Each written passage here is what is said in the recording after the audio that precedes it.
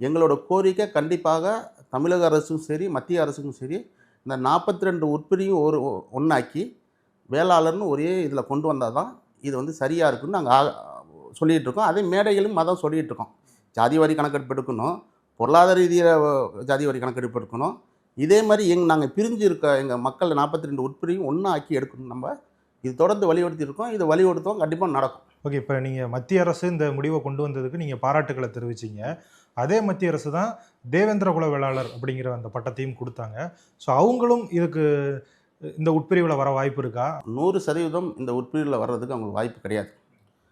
தேவேந்திர குல வேளாளர்னு சொல்லி அரசாணை அறிவிச்சாங்க. அது அரசாணை தமிழக அரசு பாஸ் பண்ணிடுச்சு. அவங்க 5 பிரிவுல உள்ளதை அடக்கி சொல்லியிருக்காங்க.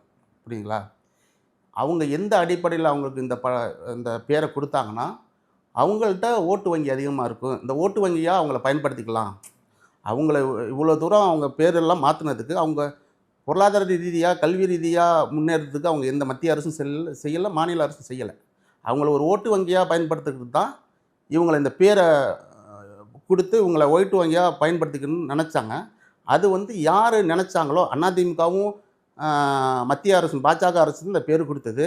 இதில வந்து அவங்க ரிசல்ட்டு கண்டிப்பா எடுத்து பார்த்துட்டாங்க. 2 பேருமே படுதோல்வி. இவங்க அந்த மக்கள் வந்து நமக்கு ஓட்டு போட்டுருவாங்க. நம்ம தென் மாநிலத்தில ஜெயிச்சிடலாம்னு கணக்கில தான் அவங்க அந்த பேரு குடுத்தாங்க. தென் மாவட்டத்துங்கள்ல அந்த பேர குடுத்தாங்க.